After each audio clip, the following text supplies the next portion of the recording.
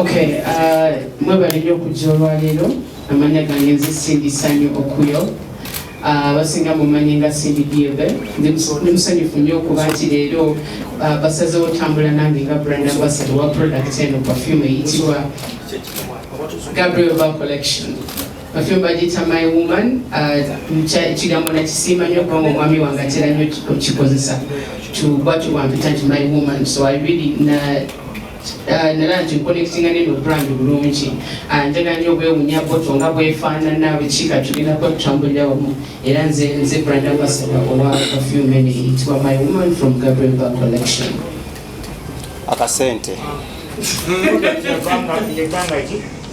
Contract yaffe ya myaka 5. Tujja kutambula ffenna. Perfume tugenda sookera ddala okuziteeka ku Arena Mall ye akafo akasoose.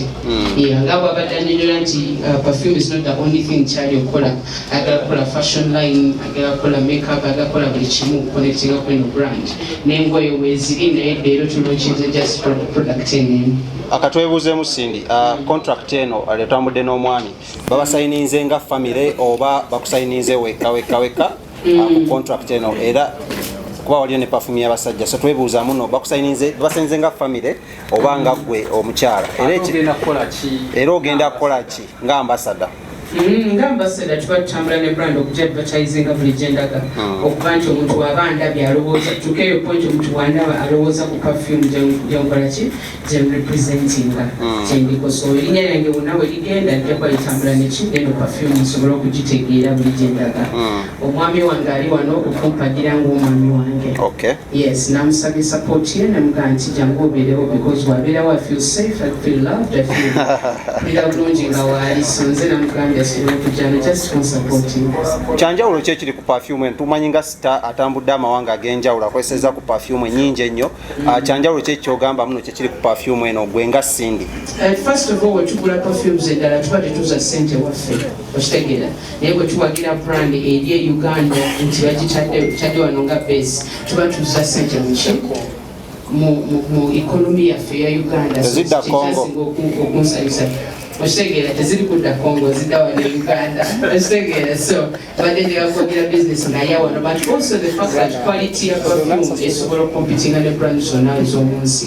Ati for me I was impressed and I want to be there kubeera part of something like that. Wasazeewo Nokia ogyongereko ekintu ekyakabiri. Mboze Nokia yakisomejja wano. Perfume onogitwalako ekololo n'omuwaako. Ndi wano nga Cinderella Sanyu. Ebirala temubigattira wano. What did what? I think we need to separate it. No, I think it's open to the public. You must work for a cheap perfume. Yes, nails and so I can give testimony that it's a beautiful perfume. A work of Uruguay, so somehow you'll be saving money to wait at the point for either perfume all the time. You know, the longer it stays on, the more you sweat, the more beautifully it smells. Kale, Cindy, ebiseera ebisinga tulaba artist nga temumalayo contracts zammwe muzisuulawo oba ne babagoba kantoges ne babagoba okakasa otya abafans bonna akola muno kuguna omulundi you're going to be different okola muno okuuma contract ey'emyaka 5 gy'otugambyeko ng'otambula ne brand yetu? I've known Mr. Gabriel for a long time. Mumanye de banga too. At the point that he got to trust my brand to do this, then he knows that I'm a person who follows through. So it is trust from him to the company. Recommended that let's use Cindy because he knows that he can trust. He can trust it. Sibadde kuna buzigondoza temukiwulira nkonti nze nkoze bwe tuba contract njibuddemu bankoze nkyebe ekirayi. Nedda kati ye anesizo kikola nange I trust in myself to follow through with this contract. Akasente kabaddemu ba agent oba bakutukidde direct bomu? Nedda because I know Mr. Gabriel he spoke to me directly. Monthly mwabaddemu bantu bonna. Akasente ako ka monthly ka yearly annually oba bakuwadde lumu emyaka 5?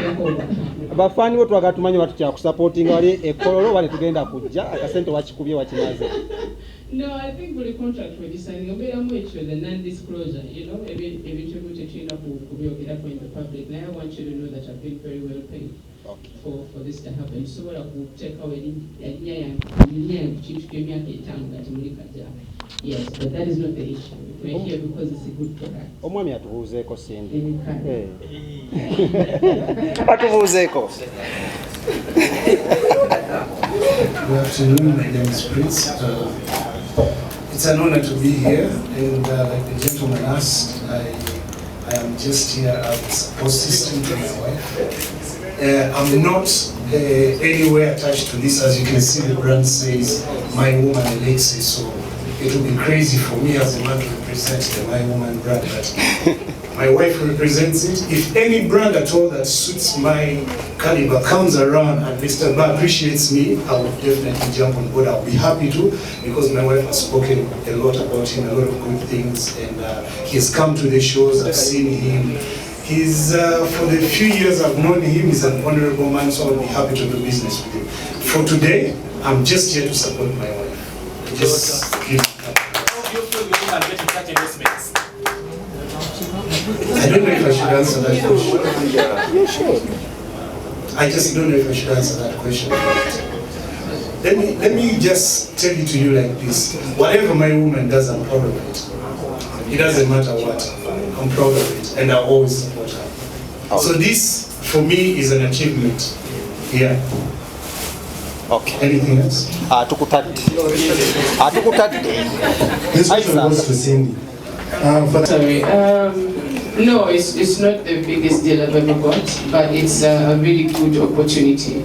And it's unique. It's the most unique deal I've gotten, because to be recognized in such a way is very different.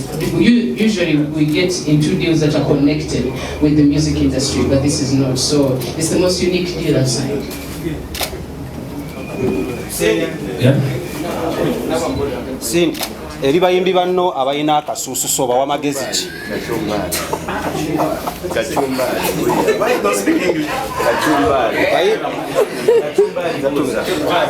Aleka tubuuze naawe. Abayimbi bangi bajja ku show ng'empunya yaabwe teri pleasant, tenyuma. Awo bawa magezi ki engeri gy'ofunye eddiiru ya obakoowole n'obbakoowola ku nsonga ate nga basula mu munyonyo mulungo si munyonyo mulungo segera okukola amawulire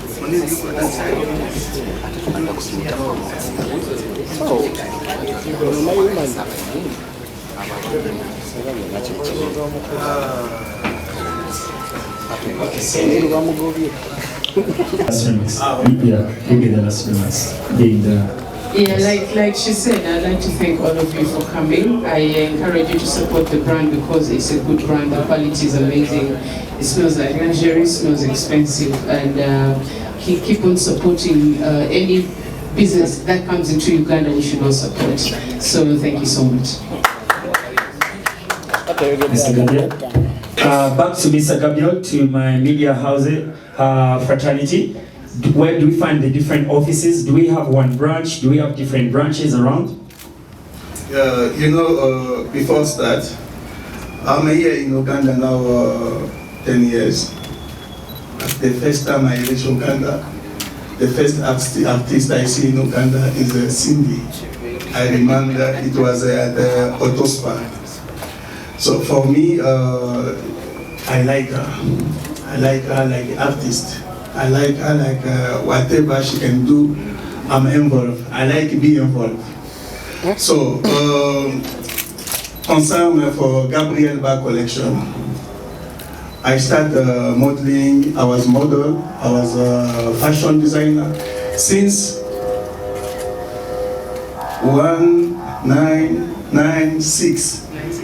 1996, yeah, in Congo. Sorry, because I speak French. I'm not the English guy, but now I'm learning English in Uganda. So, Gabriel Ba collection we start in Congo. It means I travel everywhere. All my artists in Congo, many they knows me, many they put my clothes, many they use whatever I can do like modeling and everything.